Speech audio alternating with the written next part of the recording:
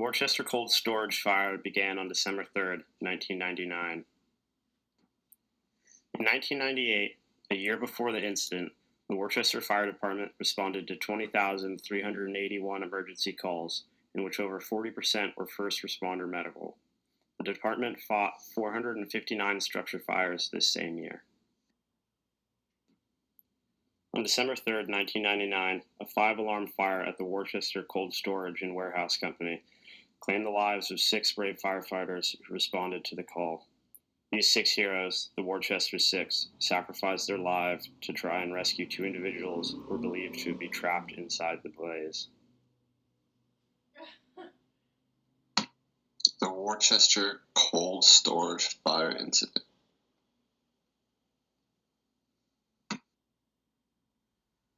On December 3rd, 1999, at 1813, an off-duty police officer reported smoke coming from the top of a building at 236 Franklin Street in Worcester, Massachusetts. 2 homeless people were squatting in the building and knocked over a candle, which started the fire. They left the building without reporting the incident. The fire was started sometime between 1630 and 1745. A total of 5 alarms were struck over a span of 1 hour and 13 minutes. 11 engines, 3 ladders, 1 rescue, 1 aerial scope, and 73 total firefighters responded. In 1924, Incident Command Number 2 called for a head count and determined 6 firefighters were missing.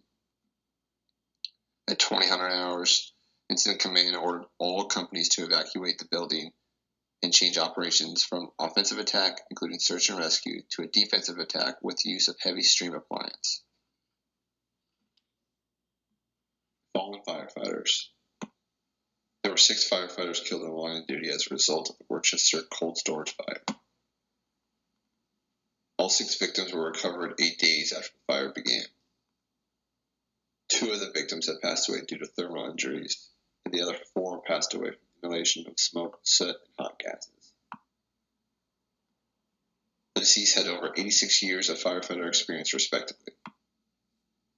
Lieutenant Thomas Spencer, 42, Lieutenant Timothy Jackson Sr., 51, Lieutenant James Lyons III, 34, Jeremy Lucy, 38, Paul Brotherton, 41, and Joseph McGurk, 38, were among the deceased. The firefighters responding on the first alarm were ordered to conduct a search and rescue inside the building for homeless people and a fire extension. During the search efforts, the 2 firefighters, victim 1 and 2, became lost.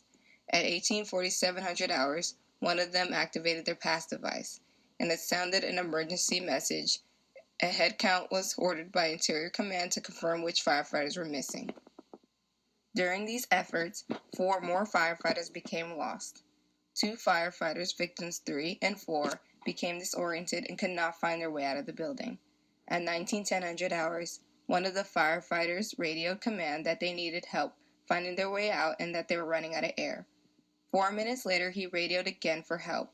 2 other firefighters, victim 5 and 6, did not make initial contact with command nor anyone at the scene, and were not seen entering the building. However, according to Central Dispatch transcripts, they may have joined victims 3 and 4 on the 5th floor. At 19:24 hours, IC number 2 called for a head count and determined that 6 firefighters were now missing. At 19:49 hours, the crew from Engine 8 radioed that they were on the 4th floor, that the structural integrity of the building had been compromised. At 19:52 hours, a member from the Fire Investigations Unit reported to the chief that the heavy fire had just vented through the roof on the seaside. Once it became apparent that there was a problem, at 20:00 hours, the Interior Command ordered all companies out of the building, and a series of short horn blasts were sounded to signal the evacuation. Firefighting operations changed from offensive attack, including search and rescue, to defensive attack with the use of heavy stream appliances.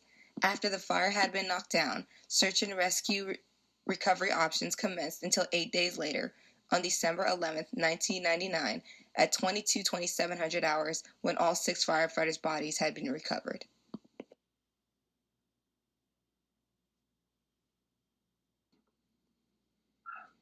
Responding to the first alarm at 18:15, Car number 3, the North District Chief, assumed the incident command.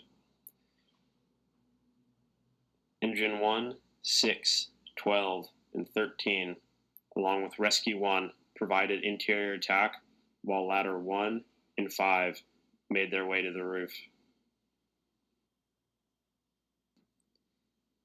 Responding to the second alarm at 18:24, Car number 2, the on-duty Deputy Chief, assumed the incident command.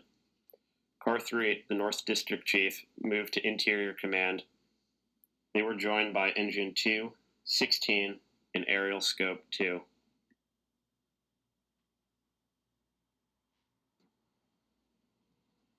Engine 3, 7, and Ladder 2 responded to the third alarm at 18:40.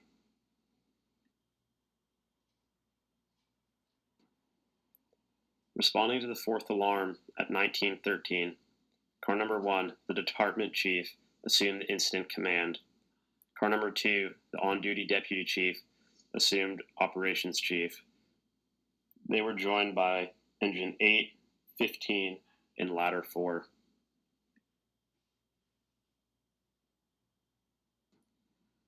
Responding to the fourth alarm at 19:13, Car 4, the South District Chief, along with Engine 5 and 10, were staged as the Rapid Intervention Team. The cold storage and warehouse fire started an extensive and unique process of change for the fire service. Both the NFPA and the NIOSH created reports to provide fire departments with detailed facts of what had occurred and a variety of recommendations that should be enforced in order to prevent other similar situations and events. For example, incident commanders should analyze all facts of the fire emergency and become familiar with the building layout before preparing an effective plan of attack. During the fire, the lack of pre-fire planning and inspection, the lack of building plans and drawings caused confusion within firefighters present. Therefore, when creating an effective pre-fire plan, it should include any potential hazards, strategies, collapse dangers, and water supplies available.